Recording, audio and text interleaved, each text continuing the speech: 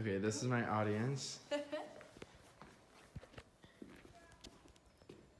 What's in a picture? A lot. Just because you have a good-looking landscape or a pretty subject doesn't necessarily mean you'll have a good picture.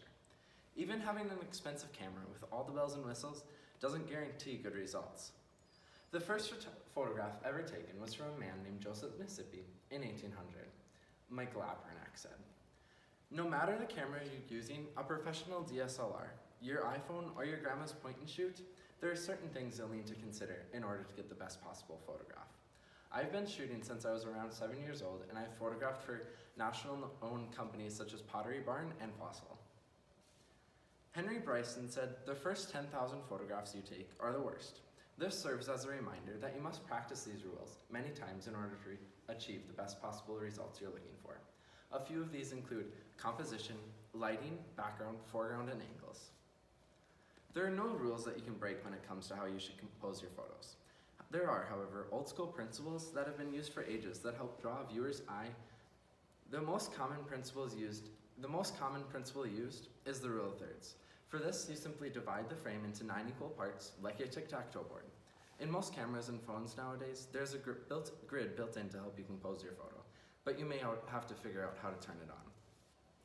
There are many different possible ways for lighting.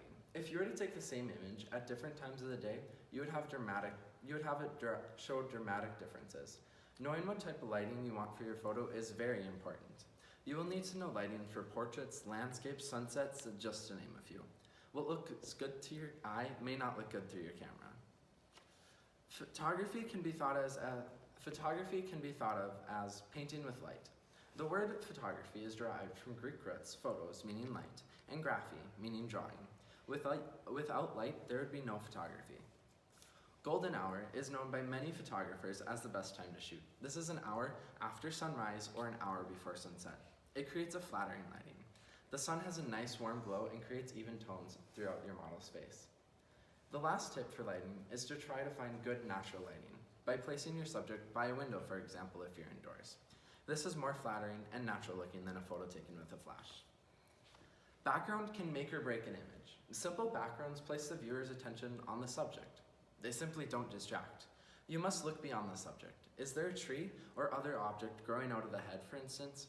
Is this distracting? Getting closer to the subject to cut out the dead flowers, or move farther back to show the beautiful landscape and water behind it.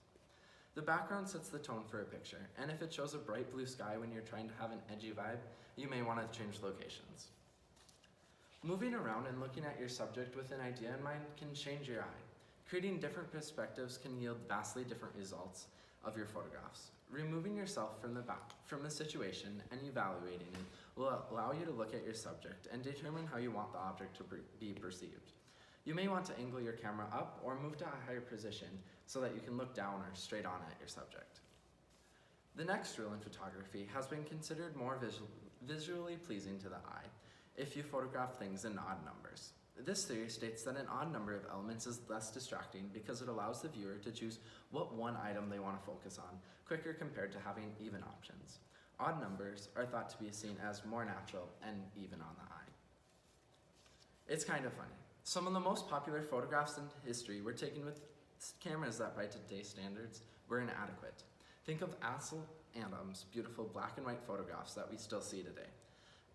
They first became popular in the 1930s and 40s, but they're still popular. It isn't necessarily the equipment that makes a photograph beautiful, but it's the attention to detail with which the photo is taken. With digital photography, almost everyone has access to a camera, but that doesn't necessarily mean the pictures are better. In order to take the best possible photos, make sure to keep the tips I mentioned in mind. Pay attention to your composition. Be sure to get the best possible lighting. Take notice of what's in the background and foreground of your picture. And for interest, take the picture from different angles, or perhaps frame the subject with a tree or canopy or something else of interest. With photography, there's always something new to learn. You can never stop learning. Take these tips and go create. Show him.